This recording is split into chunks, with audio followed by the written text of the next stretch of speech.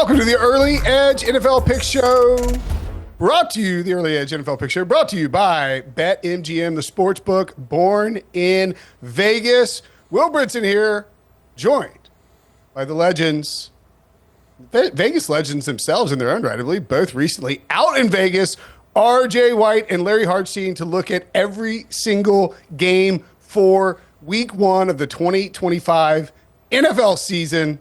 And guys, we start with a banger. I mean, not only do you have a divisional matchup here between the Cowboys and the Eagles, of course, hosting as the defending Super Bowl champs, as we do every year, but you have the backdrop of the Micah Parsons trade, which in a rare case, RJ, has moved this line significantly with a non-quarterback injury. It's because one of the best defender in the league has been traded on the eve of the season. How do you handicap this game, this opener? Yeah, we put it in on SportsLine at 6.5 before the trade. I really like that number. It was 7 in most spots. Now we're seeing it 8.5. I think that is getting a little too high, knowing what Dak Prescott in that passing game can do, especially in a chase situation later in the game. I think the play for me is to tease it down. I like teasing the Eagles and the Broncos together, getting them both underneath the 7 and then the 3. So you're playing 1 at 2.5 and 1 at 2. I think that's the way I'm playing this game. Two other plays I think are worth looking at: under 9.5 in the first quarter. I think it's going to take some time for the offenses to get in rhythm, and they'll get there by the second half. And then Pickens over 52.5 receiving yards. I played up to 55.5. I think we're considering that he's like definitely the number 2, but he just might be the 1B. And him and CeeDee Lamb are exchanging who's the better receiver for fantasy, for props each week. So I like playing both those. But just for the game line, I think I'm going to tease this one down.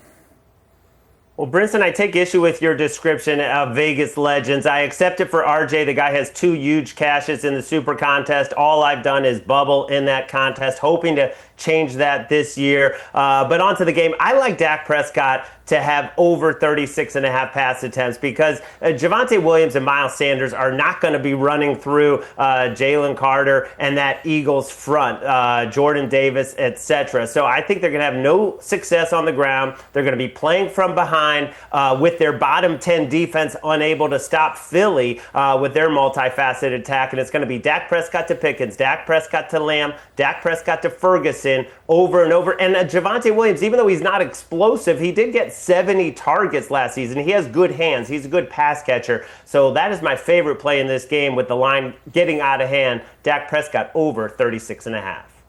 Yeah, I agree. I agree with you guys in terms of how this game is probably going to play out. And if you look at, with legalized gambling in many states, with the start of the season, there are a lot of promos out there. I'm not going to specifically mention where you can find this one, but today, for instance, if you wanted to, you can go out there and find where you can get a full unit down on Saquon Barkley 90-plus rushing yards at plus 140 with a promo, because there are just so many promos out there across the board. And I think, but that line speaks to how this game could go, where Saquon's over-under for rushing yards is in the 90s to kick off the season. No Micah Parsons. You have this Cowboys defense that I think now is really going to struggle on the back end.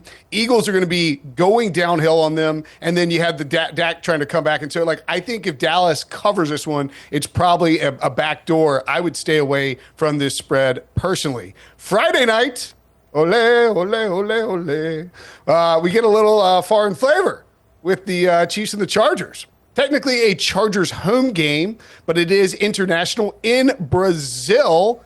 The Chiefs minus 3.5 here, RJ, against the Chargers, who obviously, we talked about them in the preseason, or the preview for the season. You got to be, a little down on them with the loss of Rashawn Slater. But man, 3.5 is asking a lot for a Kansas City team that has not liked to cover a lot in recent years. I don't think that it is. I think that this is a better team than it was at this time last year. They've already figured out the left tackle situation, it looks like. Reports are glowing on Josh Simmons. Immediately came in and won that job over the free agent acquisition in Jalen Moore. So I think they could be in a much better place on their offensive line than we saw for a lot of last year when they had trouble extending leads and keeping them by putting up a lot of points. The offense, I believe, was ranked 15th in scoring while the defense was top 2 or 3. So I think they're a better team. Chargers, as you mentioned, take the hit at the offensive line with the Rashawn Slater Slater injury. And I don't know that they have the weapons to keep up with the Kansas City offense if it's humming along well. So it's 3.5 now. I played at -3. I think that's a great number for the Chiefs at -3. I could see it even closing around 4. I think we're going to look back at this line in the season and think the Chiefs should have been rated a little bit higher. People are a little bit more down on them coming off that Super Bowl loss than I think they should be. So I would play it at up to 4, really, and I love the Chiefs at -3. I agree. I don't know why people are not more down on the Chargers. I mean, Jim Harbaugh said that was a gut punch to the solar plexus when he lost Rashawn Slater because it affected 2 positions on the offensive line, moving Joe Alt, putting Trey Pipkins in the lineup. And what did they have really defensively? When you lose Bosa, you lose Fox, you lose Dupree, you lose 18 sacks. You've only added, Dante Jackson in the secondary, which is not much of an addition. I just don't see much of a pass rush. I don't see a great secondary aside from Derwin James. This Chargers team, they really beat up on bad offenses last year, and I think the Chiefs this year are going to be a different offense, going to be able to attack a little bit more downfield with at least Hollywood Brown in the lineup, along with Xavier Worthy, and a better offensive line. So for me, it's Chiefs or nothing. And it's worth noting, too, I think, one from a football perspective, the last time that the Chiefs got destroyed in the Super Bowl because their offensive line couldn't protect Patrick Mahomes, they went out and retooled everything and were great in 2021. And then, 2, I think there is some narrative factor to Kansas City here that we thought we might see last year, where you go get Xavier Worthy, you decide, we're going for the three-peat, we're going to unleash this offense and kill everybody and just run through teams. They didn't do it. Maybe this is the year, maybe it's because they retool that offensive line and they have Travis Kelce in a likely retirement season, sort of trying to go out with a bang, go out with the Super Bowl win. I gave it out last week, but I like the Ladd McConkey 5 receptions, Travis Kelce 5 receptions. That's plus 120 if you parlay those 2 guys. I think we see enough of those. All right, we got to get to the Sunday slate, but before we do, we'll take a break. Make sure and watch the Early Edge podcast. You can subscribe to the SportsLine YouTube channel. Mike Evans against the Falcons, a big-time divisional matchup, one of many home divisional dogs we will talk about coming up next on the Early Edge.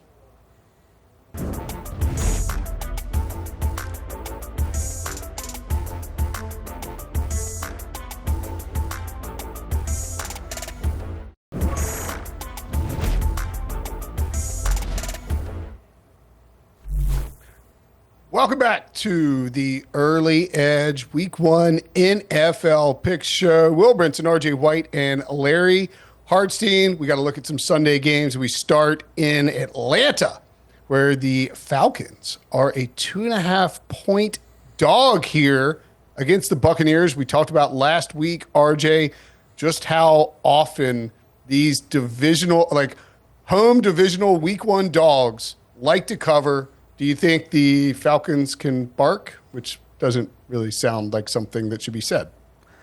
I think it's possible for sure. You mentioned that trend. It's about 80% since 2009, looking at about 30 games there. So it's a good one to follow unless you have a good reason to go otherwise. For me, there's just a wide range of outcomes for the Falcons. I don't know how Michael Penix is going to look this year. We saw him in a very small sample size last year. I don't know how he's going to look with more pressure coming from his blind side with Caleb McGarry hurt. We know Darnell Mooney missed most of camp dealing with injury. So I don't know that Atlanta offense is going to be firing on all cylinders. But then you look over at the Bucs, and you see they have their own receiver issues. They have their own blindside tackle injury. So maybe this is a pretty tight game, and the line should be tighter. So my lean is going to be Atlanta here at the plus 2.5. Don't really like to play it unless I get the 3. But it looks like we're probably moving the other way on this line. So I'm probably going to be staying away from this one. And the Falcons did sweep them last season, and that trend you referenced, Will, is even stronger when the home dog did not make the playoffs, as the Falcons did not, whereas the road favorite, the Bucs, did make the playoffs. And that was one of the points that our new expert, Brady Cannon, a guy who actually won the Super Contest, pointed out in his very first official pick on SportsLine, which went up today. He likes the Bucs offense to regress, and yeah, without Wirfs, without Godwin, Cade Otton looks to be out, Jalen McMillan is out. They might not be, 100% clicking on all cylinders to start the season, and losing Caleb McGarry is absolutely huge for the Falcons, but it does look like Darnell Mooney is trending towards playing. I think it's another tight game that comes down to the wire. I'd lean towards the points. Yeah, I mean, look, I don't know that I want to just wholesale go all in on the Falcons here, but I think if you're getting, the two, if you're giving me points in a week 1 home divisional game where, and I agree, RJ, I think the Falcons have a really high ceiling and maybe they have a really low floor. I tend to lean towards the ceiling because I like Michael Penix. I think the weapons that they have are, obviously high draft picks. And then you mentioned Darnell Mooney, who's just a great addition to that team and showed it last year. I think, the only issue is what will Michael Penix be? And will the Todd Bowles defense be able to throw a wrench in the plans for that offense? If Penix comes out and he looks great, this line's going to look silly in a week. So I would certainly lean towards the Falcons getting the 2.5. Obviously, you prefer to get the full 3. Bengals at the Browns. The Cincinnati Bengals, Larry, as we talked about last week, have started slow every year under Zach Taylor and with Joe Burrow. They played, as you noted, the guys in the preseason to try and overcome that. And maybe, but I don't know. I don't know if it's working because this line, which is Bengals minus 5.5, 4.5 in some places, is bouncing all over the place. It seems like there's a little respect out there for Joe Flacco. Yeah, people are jumping over themselves, clawing to get to the window to bet the Cleveland Browns, which I didn't think I would say in week 1. But when you look at the Bengals, 0-2, 0-2, 0-2, that's how they've started the past 3 seasons. That's why Joe Burrow and the offense played so much during the preseason. But I want to talk about this defense, which is much maligned and deservedly so. They had 4 drives in the preseason, the starting defense. Touchdown, touchdown, field goal, and touchdown. That's what they gave up. But Al Golden said, hey, we were in a static look. We didn't do anything. Not only did they not game plan, but they didn't adjust the formation at all, and it was very easy for the opponents, whereas in practice against that starting offense, supposedly the defense has looked a lot more competent. I just think this offense is at such a high level right now that even if the defense is bad and gives up 20 points to Joe Flacco and the Browns, the Bengals can still cover this in like a 27-20 type of game.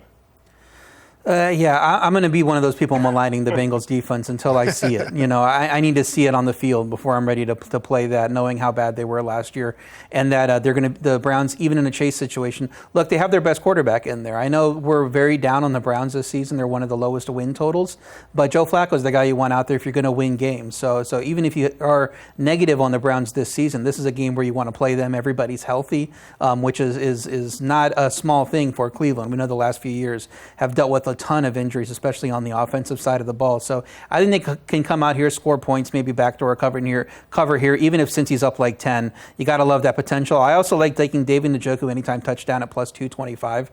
I think that he's a good look for scoring a touchdown in this game. But I'm going to be one of those people, like Larry said, crawling all over everyone to bet the Browns in week 1 for the second year in a row. And I'm sure it's not going to come back to bite me this year like it did last year. Right. I mean, Cleveland's got an incredible quarterback situation. Anytime you can start a 40-year-old Joe Flacco in week 1, you have to do it. Look, the only thing I'll say about this game, I like the Browns a lot. I'll be climbing all over myself, I guess, to bet the Browns as well. Do not, people, do not use the Bengals in Survivor, please. Like, they wipe you out every year. Joe Flacco's going to find a way to get in the mix in this one. I think he'll be able to throw on this Bengals defense, which, like, Al Golden, great. I mean, I don't see how this defense is going to magically be substantially better. Even if it's middling, the Bengals could be a playoff team. But I don't think week 1 they're going to come out and be a lockdown defense. There's enough weapons. Like, Jerry Jeudy and David Njoku are good players. It remains to be seen. It's Wednesday afternoon. Nothing on the Quinshon Judkins front, but it's possible he could be out there with the team. And if he is, that makes him even more dynamic. So give me the Browns catching the 4.5. I love these home divisional dogs in week 1. Colts hosting the Dolphins. Danny Dimes. I mean, speaking of anytime you could start somebody in week 1, anytime you could start Daniel Jones, Danny Dimes in week 1, RJ, you got to do it. Colts a small favorite here against a Dolphins team that I think universally people are kind of down on. Yeah, small favorite some places, pick them in other places. I mean, you could play a money line here on the Colts and at home against a team in Miami who we're not sure if they're going to be very good this year. They've dealt with a lot of injuries already. They've dealt with a lot of changes on the defensive side of the ball, guys coming and going, bringing in guys like Matthew Judon, Rasul Douglas, all these late additions that I don't know how big an impact they're going to make in week 1. So I think it's going to be a bit of a struggle for Miami, especially right out the gate. Offensively, we know they're dealing with injuries at running back as well. We don't know how the offensive line's going to play. I think this is kind of a disrespect on the Colts, a Colts team that has played, by the way, 500 ball the last 2 years, even though they've been starting Anthony Richardson, Gardner Minshew, and Joe Flacco at quarterback. Not a lot of dynamic options there, but Shane Steichen has gotten it done. So I would like to have the Colts in this situation at minus 110. I think once the money line got down to a pick 'em, I'm on the Colts here. Yeah, despite the numbers you see up on the screen, I also would lean towards the Colts. They have a horrific history in openers, but I think they are a little bit better with Daniel Jones at quarterback. But the play I like most in this game is Devon Achane over 59.5 rushing yards, because if the Colts have a weakness defensively, it's not the pass rush. That's a very good pass rush, but stopping the run. And when we saw Keaton Mitchell and the Ravens backups average nearly 8 yards a carry against the Colts in the preseason, and the Dolphins, their offensive line, they have absolutely no depth. Like, if anyone gets hurt, the season will be a disaster. But the starting offensive line with Austin Jackson back and Patrick Paul at left tackle and James Daniels healthy now coming over from the Steelers, I think it's a pretty good offensive line, at least in week 1 or before they get hurt. So give me Devon Achane, who's also back practicing. The calf injury is behind him, and I think he's heard a lot of talk about Ali, and he wants to make a statement in week 1. Yeah, this is a pass for me. If I had to pick it, I would probably lean towards the Colts, just because I think, I'm higher on the Dolphins offense from a fantasy perspective, only because I think they're going to struggle to stop anybody. Tua's going to have to throw. Tyreek is cheap. Waddle, pretty inexpensive as well. And Achane he's going like top 5 last year, and now you can get him a little bit later. So I like them in that perspective. I don't know if I like them as a team per se this year. So small lean to the Colts here, but not a play for me. On the other hand, Pete Carroll's back, baby. Pete Carroll, I love Pete Carroll. The enthusiasm of Pete Carroll in the silver and black. And don't sleep on it, RJ. This is a Pete Carroll revenge game as the Raiders go to New England to play the Patriots. The Patriots, I cannot wrap my head around the Patriots' futures odds here. They are favored to make the playoffs this season, and they are favored at home after having, a pretty bad year last year. Granted, they got Mike Vrabel. Drake May looks promising. Do you like the Patriots as a 2.5-point favorite at home against the Raiders? Does Drake May look promising? I mean, from what I've heard, he's kind of struggled a little bit in that Josh McDaniels system early, and there might be a little bit of worries there. I thought the market was way over-aggressive on New England this whole offseason, though. Playing their under 8.5 wins was one of my top plays, and playing them to miss the playoffs. You're probably getting, minus 140 on that, not quite even odds. But I think there's going to be a lot of reliance on rookies in this offense. You got 2 of them starting on the offensive line. You expect Travion Henderson to come in and play a key role. So it's going to take time for them to get going and be on their game. So I think it's good fading that team early. I trust Geno Smith to have some success too. It kind of doesn't really matter the matchup for me. Geno, is going to go out there, throw the ball around, and make some big plays. And then if this game is close, like I'm expecting it to be, that's when your number 1 pick running back, Ashton Gentry, comes out and can make the difference for you in this game. So I like the Raiders to win this game. Plus 3 would have been great to get. If it's at plus 2.5, I'm still going to like taking the Raiders at plus 2.5. I'm going to look at the under here, under 43.5, with 2 coaches, Mike Vrabel and Pete Carroll, that absolutely love to run the ball. And this Raiders defense, in my opinion, is going to be improved. Malcolm Kuntz comes back opposite Max Crosby. Tyree Wilson had the best camp that he's ever had. And, RJ talked about the Patriots offense. There's a lot of questions about Drake May and absorbing this offense and how explosive they'll be. I definitely don't expect it to happen right away in week 1. A lot of handoffs in this game, a close to the vest type of game between 2 coaches that would love nothing more than to win this game 20-17. Yeah, give me the Raiders here. I love the Raiders in this spot. Raiders plus the points, Raiders money line.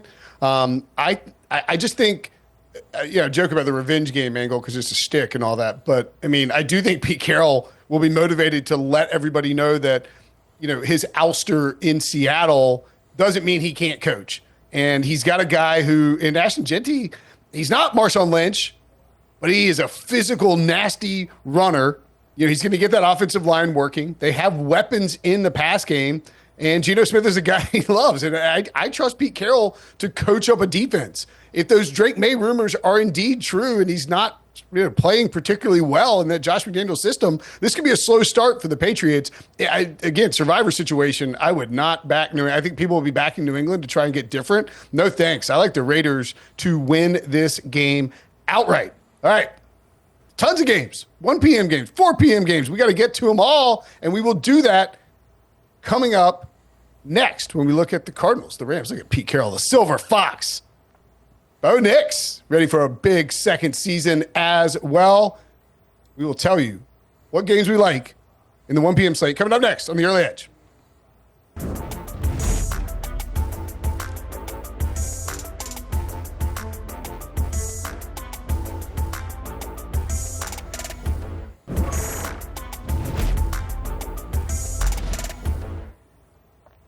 Welcome back to the Early Edge NFL Week 1 Pick Show. Will Brinson, RJ White, and Larry Hartstein giving you picks against the spread, over-unders for every single game, plus some props. We got plenty of props as well. We also have I think this game's going to be popular from a survivor standpoint, RJ. Cardinals at the Saints. This is how much Vegas respects the Saints. They are 6.5-point underdogs. Starting Spencer Rattler with the Cardinals coming to town. Do you like Arizona in this spot to win the game at least?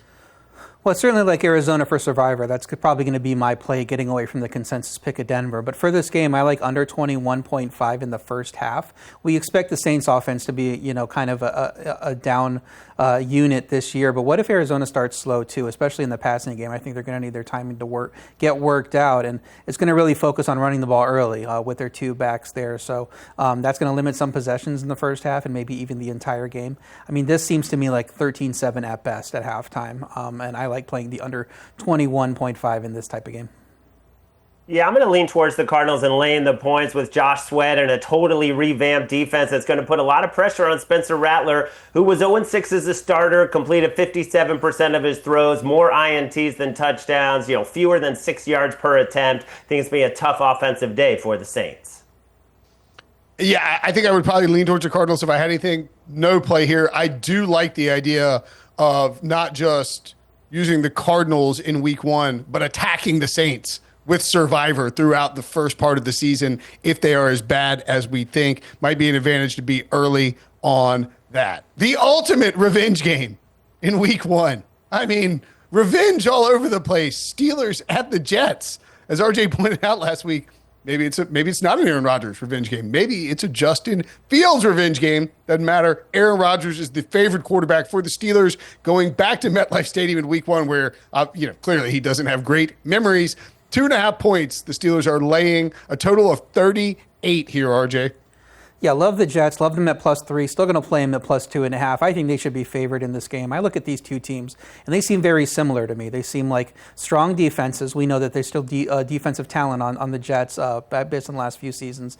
Going to be pretty solid running games, and question marks at quarterback and in the passing game with Aaron Rodgers and with Justin Fields. I like Justin Fields. I'm more optimistic on the Jets than most. The offensive line looks strong to me. Unless Rodgers has more left in the tank than he showed last year, I mean, this line we're going to look back at this line, and we're going to say, why were the Steelers favored in this game by the time we get to week 4, week 5? So I love the Jets here. I play them on the money line. I'd play the +3 if you could find it. Tease them up if you want to tease them up. It's a very low total game here with, I think, 38.5. So great number to tease if all you can get is +2.5. I love the under here because Elijah Vera Tucker, that's a significant injury the Jets' offensive line just took shortly before we went on air, and I don't think they were going to be explosive anyway. They're going to run the ball. They're going to shorten the game. That's exactly what Aaron Glenn wants to do. And on the other side, Aaron Rodgers and the Steelers' offense is going to start slow. He didn't take a snap in the preseason. It's a brand new offense, and the last 3 times he's not taken a snap in the preseason, his teams have averaged under 10 points in their opener. So are you suggesting that Arthur Smith isn't going to open things up and run a high-octane offense? Yeah, I mean, I think we see slow starts from both of these teams. There's a reason why you see a 38-point total, sort of an outlier across the board in this game. Giants at Commanders, a few more fireworks expected in this game. No divisional dog here, though, as Jaden Daniels, a 6-point favorite in the first game of his second season, coming off an incredible rookie performance, gets the Giants. And old Russ Wilson, who just won't go away, Larry. The Giants are getting 6. That's a pretty healthy number for a team that needs to get a fast start, or else they're putting Jackson Dart under center and trying to salvage a season. Yeah, a lot of pressure on Russell Wilson to come out fast, but he threw 3 touchdowns against the Commanders last season when he was with the Steelers, and I think he'll give them the competent, mistake-free play that they need to cover this number when their defense, to me, is going to be so fun to watch. When you have Abdul Carter, Brian Burns, Kayvon Thibodeau is healthy, Dexter Lawrence, you add Javon Holland and Paulson Adebo, so the back end is going to be good as well, and I think the Commanders, they'll be good. They'll probably squeak this game out, but the last 7 times the Giants have been to Washington, the worst result is a 3-point loss. That was last season when Malik Neighbors, if you remember, dropped an easy 4th down catch, or else they might have gone ahead and won that game. Yeah, it's a sneaky, tough defensive matchup for the reasons that Larry was speaking with the additions they've made. They're dangerous up front. They're also a little bit more dangerous in the secondary. So I think it's going to be a tough matchup here for the Washington Commanders offense. I like their team total under 26.5. We know they recently got Terry McLaurin back after his holdout. Will he be full speed out of the gate? I'm not sure. Will the running game that is now a little bit new look without Brian Robinson there be full speed out the gate? I'm not sure about that either, especially in this matchup with Dexter Lawrence up front. I do like Chris Rodriguez to score an anytime touchdown. I think those odds are very much skewed the wrong way, considering he's supposed to be the goal line back there. But aside from that, I don't think Washington gets to 27 points. I would play their team total under. Yeah, by the way, how about old Bill Merritt, right? He's like the fantasy darling, shut up to a top 7-round pick, and now he's listed as 4th on the depth chart. Tough beat for some people in fantasy leagues. By the way, the Russell Wilson, against the Dan Quinn. I mean, he went against Dan Quinn in practice for 2+ years in Seattle. So I think there's a decent case to be made that he knows that defense well. Would probably lean towards the Giants for me too. Panthers at the Jaguars. Didn't expect to be calling this the firework game of week 1, but here we are. And I got to be honest, I'm like really excited for this game. I think there's going to be a ton of scoring. I think you're going to see Travis Hunter do some creative stuff in that offense. We'll see how much they use him. I'm intrigued to see his usage at least. Brian Thomas, I am all in on this year. And I think the Panthers offense is going to be pretty good, even if they're potentially missing Ike Ekwonu because of his appendectomy. Larry, what do you like in this game? I like the Jaguars, but the spread has gotten a little out of hand, so I played them in the first half on the money line, but a play I still like that's still on the board. You can go over 12.5 points in the first half. Your Carolina Panthers gave up over 18 points a game in the first half last season, easily the most in the NFL. And with Liam Cohen totally redoing Trevor Lawrence's footwork, his drops, his timing, you're going to see the ball coming out fast. He was basically flawless in preseason. I like the Jags to start fast and get at least 13 points in the first half.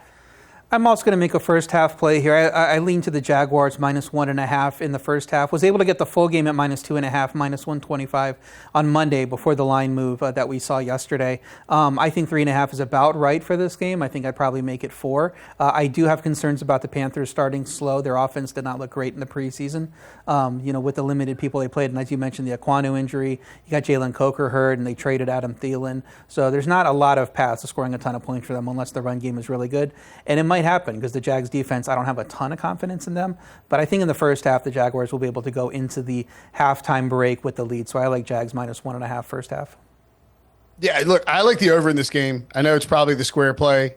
Total's moved up. It's like 46.5. Don't really care. I think there's just going to be a ton of points scored. Carolina can't stop anybody. You're going to see the I do agree with you guys. I think Jacksonville looks really sharp on offense, and Trevor. I mean, it's weirdly like a big year for Trevor Lawrence. He just hasn't had everything come together. Needs to step up and play at a high level, commensurate with his draft pick. I think he's actually a decent long shot to win the MVP award, because if the Jaguars win that division, win 10, 12 games, it's going to be because Trevor Lawrence is healthy the entire season. Give me the over. Bryce Young with a big game as well. All right, we got an afternoon slate of games that looks delightful, and we have to give you our picks for those games. We will do that coming up after the break. Make sure and watch the Early Edge podcast. Subscribe to SportsLine on YouTube. 49ers Seahawks, another divisional home dog. We'll give you our picks for that game coming up next.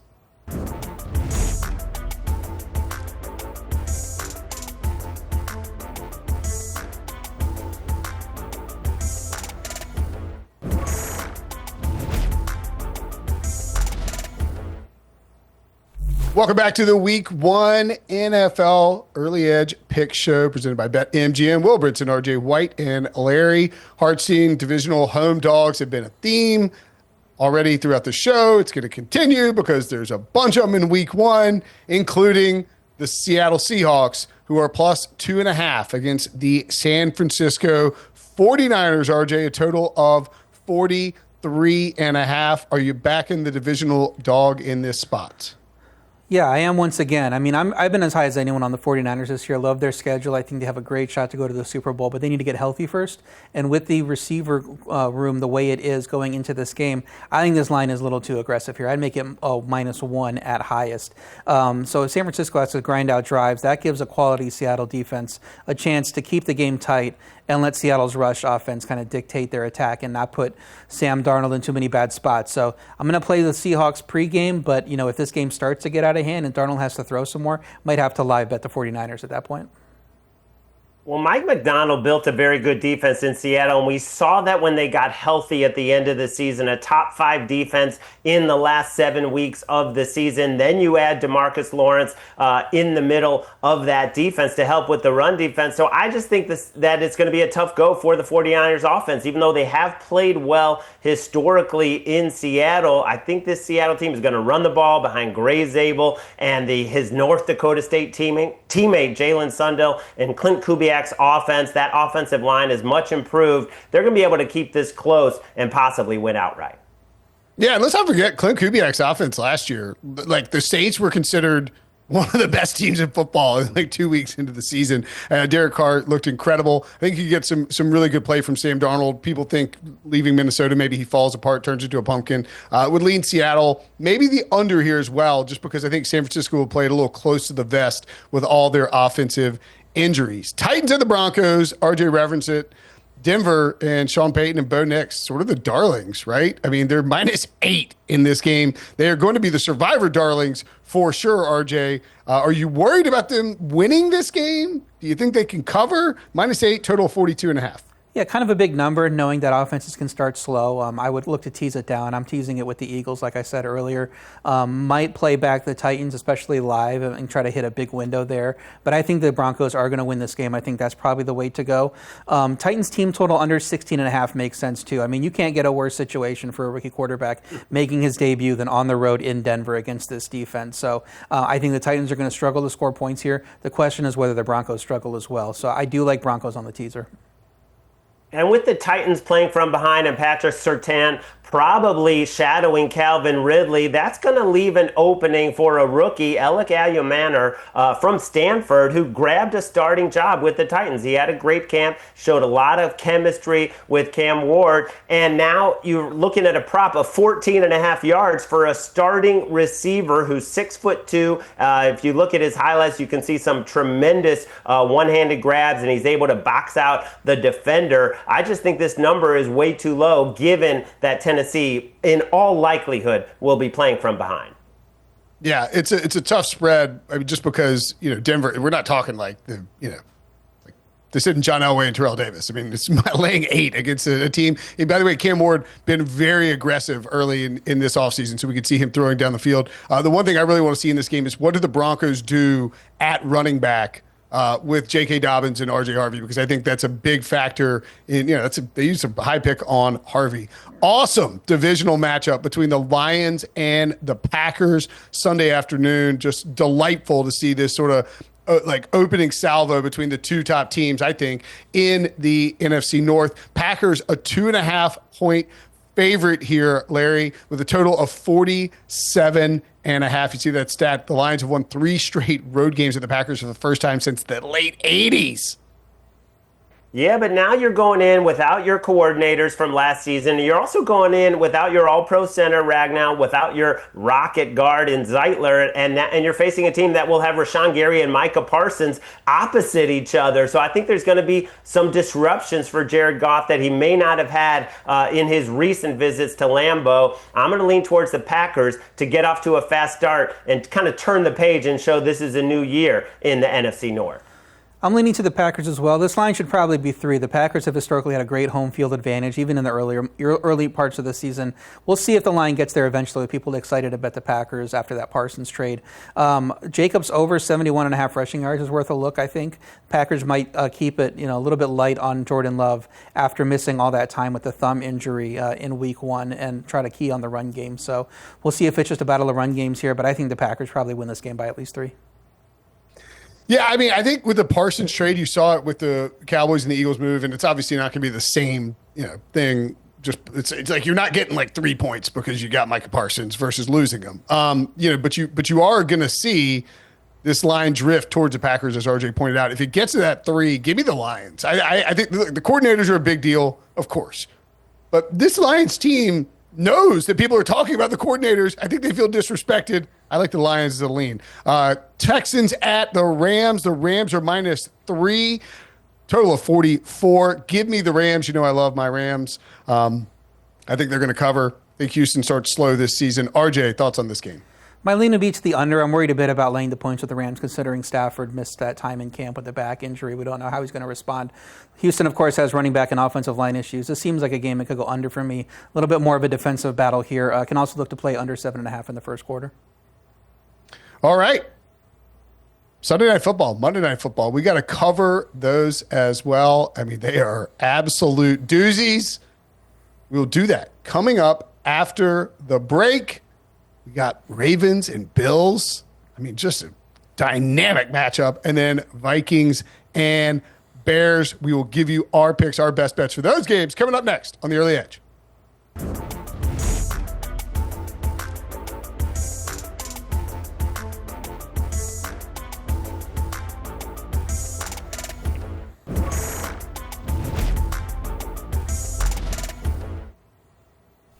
Welcome back to the Early Edge NFL Week 1 Pick Show presented by BetMGM. Will Brinson, RJ White, and Larry Hartstein. Time to look at the primetime games for Sunday night and Monday night. And look, Sunday night flat out is just a doozy. I mean, Ravens and Bills. Doesn't get any bigger, right? I mean, this is the MVP and the guy who everybody that was the hot debate right before the Super Bowl. Should Lamar Jackson have won MVP, the votes, and all of that?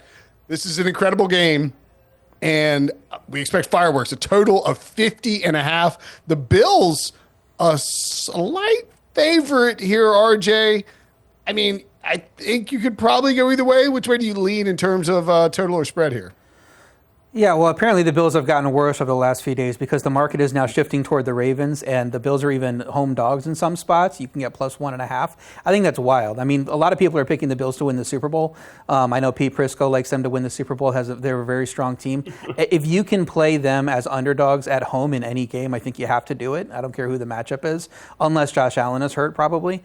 Neither team is flawless. I mean, the Bills have questions to answer at safety, and who's going to be the pass catcher that emerges in this offense. Ravens have some interior line questions, I think, on both sides of the ball, really, that they might need to answer. So I think it's going to be a good matchup. Might come down to who makes the key turnover here, but love playing the Bills at home as a dog, so that's going to be my play. I thought the Ravens were the better team going into that matchup in Buffalo last season, and aside from the turnovers, they were the better team that day, and both teams made great defensive additions with Joey Bosa and Jair Alexander, but I think the Ravens' impact guys of Mike Green, Malachi Starks, those guys are going to make their presence felt. To me, this is the most talented team in the NFL. They have the motivational edge, not only losing that game in Buffalo and Mark Andrews getting redemption, but Josh Allen, getting the MVP over Lamar. So I think it all points to the Ravens getting some payback. Yeah, I'm going to go with the Bills here. Pete Prisco told us at some point this offseason that he would, quote, be astounded if the Bills didn't win 14-plus games, which is like kind of ridiculous, prisoner of the moment stuff. But nevertheless, I'm with him. I mean, the Bills are my Super Bowl pick. It's going to be a close game. It's going to be a really good game. If you're backing the Bills, you certainly hope that the game doesn't start the way the last regular season matchup between these two teams did, with Derrick Henry ripping off an 80-yard touchdown run. I think he's still going to get his. I think the Ravens are a fantastic team. These teams will probably meet in the playoffs at some point, depending on what the Chiefs do. But I just think the Bills want to come out and set the tone here a little bit. Gets close. I trust Josh Allen to close. I will take the Bills on the money line. Monday Night Football.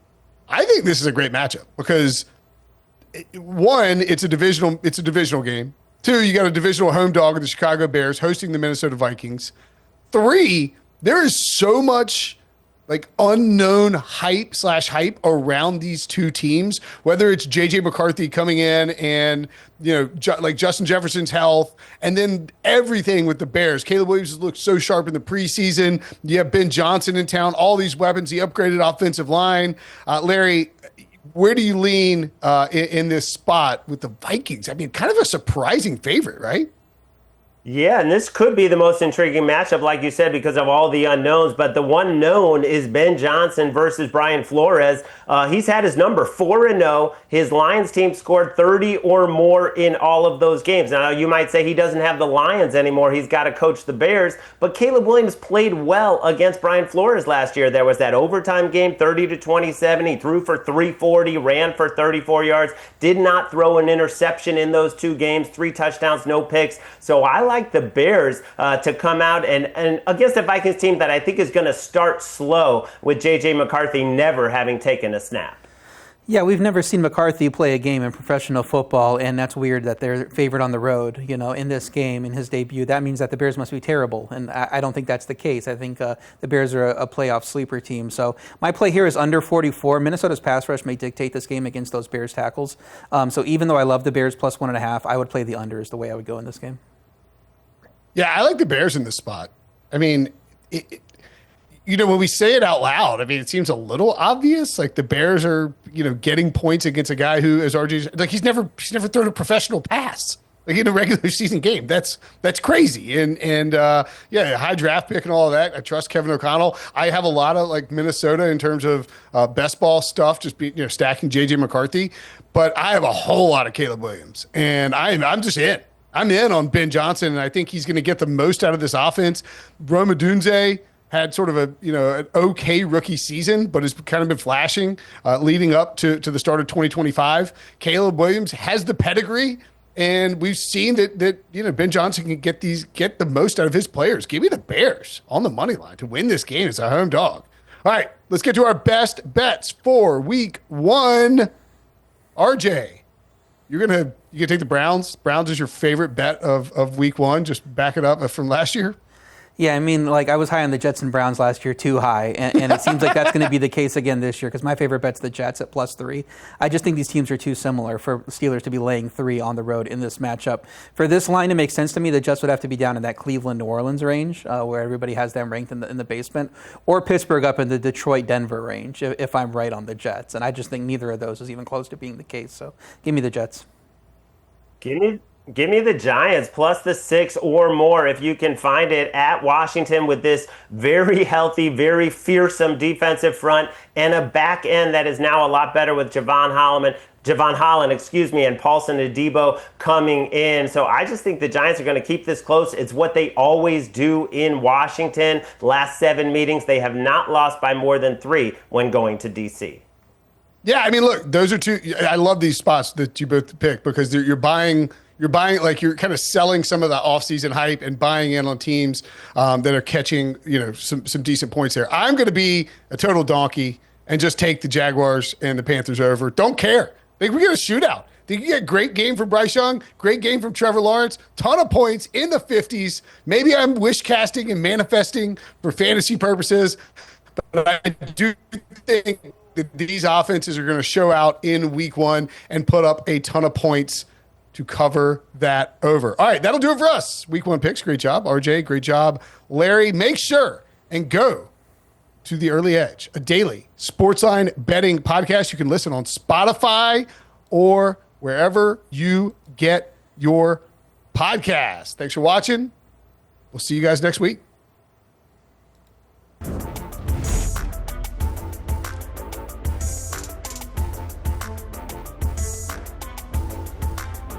Thank you.